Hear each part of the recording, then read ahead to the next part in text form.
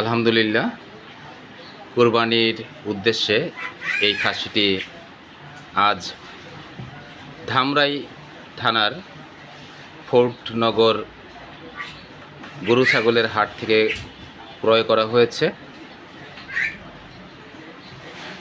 মাশাআল্লাহ, খাসিটি দেখতে অনেক সুন্দর। এই খাসিটি ফোর্টনগর এলাকায় জন্মলগ্ন থেকে বড় হয়েছে।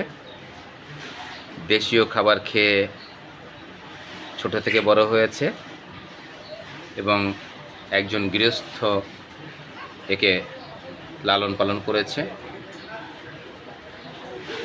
মাশাআল্লাহ, দেখতে অনেক সুন্দর, সুঠাম দেহের অধিকারী।